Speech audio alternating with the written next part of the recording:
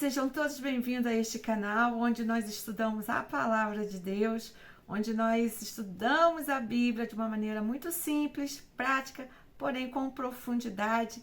Nós descobrimos os segredos escondidos, os tesouros escondidos na Bíblia, que facilita muito a gente entender, para que nós possamos praticar a Bíblia, os ensinamentos da Palavra de Deus. Nós estamos fazendo uma série de estudos sobre estar debaixo da figueira. O que Jesus queria dizer quando ele colocava a figueira nas suas parábolas, nos seus ensinamentos. E nós já fizemos o primeiro vídeo, nós falamos sobre o encontro de Jesus com Natanael. E Jesus diz: eu te vi, Natanael, quando você estava debaixo da figueira. E hoje nós vamos falar sobre uma outra passagem da Bíblia, que Jesus está com os seus discípulos e ele então amaldiçoa a figueira. Por que será que Jesus amaldiçoa a figueira? Só porque ela não tinha, fruto? Talvez não era a época dela dar fruto. Porém, e mesmo assim, Jesus amaldiçoa a figueira. E essa passagem está no livro de Marcos, capítulo 11. Nós vamos fazer a leitura a partir do verso 11. Tá bom, gente? Vamos ler? Diz assim, ó. E quando Jesus entrou em Jerusalém, no templo, tendo observado tudo como se fosse já tarde, saiu para Betânia com os 12. No dia seguinte, quando saíram de Betânia, teve fome, e vendo de longe uma figueira com folhas, foi ver se nela, porventura, acharia alguma coisa. Aproximando-se dela, nada achou senão folhas, porque não era tempo de figos. Então lhe disse Jesus: nunca jamais coma alguém fruto de ti. E seus discípulos ouviram isto. No verso 15 diz assim, ó: e foram para Jerusalém. Entrando ele no templo, passou a expulsar os que ali vendiam e compravam, derribou as mesas dos cambistas e as cadeiras dos que vendiam pombos. Não permitia que ninguém conduzisse qualquer utensílio pelo templo. Também os ensinava e dizia: não está escrito: a minha casa será chamada casa de oração para todas as nações? Vós, porém, a tendes transformado em covil de salteadores. E os principais sacerdotes e escribas ouviam estas coisas e procuravam um modo de lhe tirar a vida, pois o temiam, porque toda a multidão se maravilhava de sua doutrina. E vindo à tarde, saíram da cidade. Mais um pedacinho, olha, no 20. E passando eles pela manhã, viram que a figueira secara desde a raiz. Então Pedro, lembrando-se, falou: mestre, eis que a figueira que amaldiçoaste secou. Ao que lhe Jesus respondeu: tende fé em Deus, porque em verdade vos afirmo que se alguém disser a este monte: erga-te e lança-te do mar, e não duvidar no seu coração, mas crer que se fará o que diz, assim será com ele. Até aqui. Bem, gente, olha só. Jesus, vamos entender aqui o contexto. Jesus está entrando, fazendo a sua entrada triunfal em Jerusalém. E ali, ele pega o jumentinho e entra em Jerusalém. Diz a Bíblia no verso 11 que ele chegou lá, olha, entrou em Jerusalém, aí diz mais, no templo. Ele olhou, entrou no templo e diz que ele observava tudo, olhava tudo. E aí, como já era tarde, ele saiu. Passando, então, com seus discípulos, viu a figueira, porque disse que estava com fome. E ali não encontrou fruto. Por quê? Olha só, gente, não era tempo do fruto. Que culpa tinha, então, a figueira? Não era o tempo de dar fruto. Mesmo assim, Jesus a amaldiçoou. Depois, Jesus voltando lá no templo, ele olha, diz aqui, ó, não, Jesus, olha, não, no 15, e foram para Jerusalém, entrando ele no templo, passou a expulsar os que ali vendiam e compravam, derribou as mesas dos cambistas e as cadeiras do que vendiam pombas. E aí, enquanto Jesus estava ali desfazendo aqueles negócios que estava dentro do templo, ele ensinava que na casa do meu pai, ele disse assim, olha, não está escrito que que a casa do pai, né, a minha casa será chamada casa de oração para todas as nações?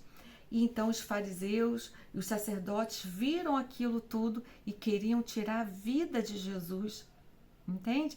Porque Jesus estava reivindicando o que era para ser realizado no templo. Não era lugar de negócios, de interesses, mas era para pregar a palavra de Deus, era para orações para todas as nações. Eram os ensinamentos que deveriam estar saindo dali para que as pessoas, as nações, tivessem uma vida abençoada, tivessem entendimento do que é o nosso Deus. E não estava acontecendo isso. E então, Jesus sai dali, né, depois disso tudo, e o discípulo passa novamente por onde estava a figueira. E o Pedro, né, fala, olha, a figueira está seca. Aconteceu justamente aquilo que Jesus havia amaldiçoado. Amaldiçoou num dia e depois Pedro passou lá, ela estava seca. Seca até a raiz, gente. Não tinha nada mais ali. E olha que interessante, que quando Pedro faz essa observação, Jesus, ele coloca o que? A fé. Ele começa a falar sobre a fé. E disse assim, ó. Pedro lembrou, olha, Jesus, a figueira que tu amaldiçoaste secou. E que Jesus respondeu o seguinte, tende fé em Deus. Aí Jesus fala sobre a fé. O que é ter fé? Se alguém disser ao monte, sai daqui, vai para lá, para outro lugar, ela vai. Porque ele explica a fé. Mas hoje nós não estamos, né, falando sobre a explicação sobre a fé, que também é muito interessante. Porque Jesus, ele diz, né, se nós falarmos, pedirmos e não duvidar, se nós falarmos e não duvidar no seu coração, né, e mais crer, então se fará o que diz. Entende? Isso é tremenda essa palavra que Jesus fala. Mas o que eu quero chamar a atenção hoje é que ele relaciona, então, a figueira e a fé.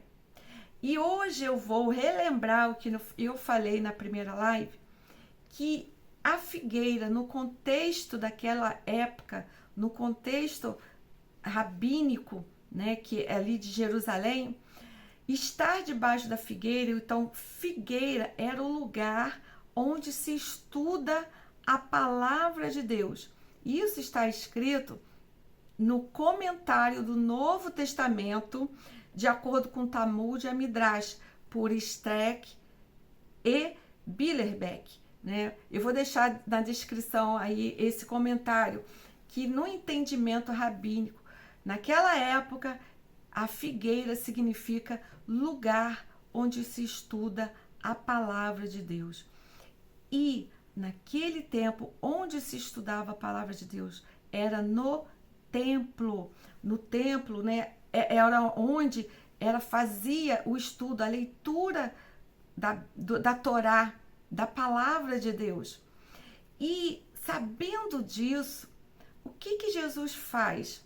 Olha só o entendimento.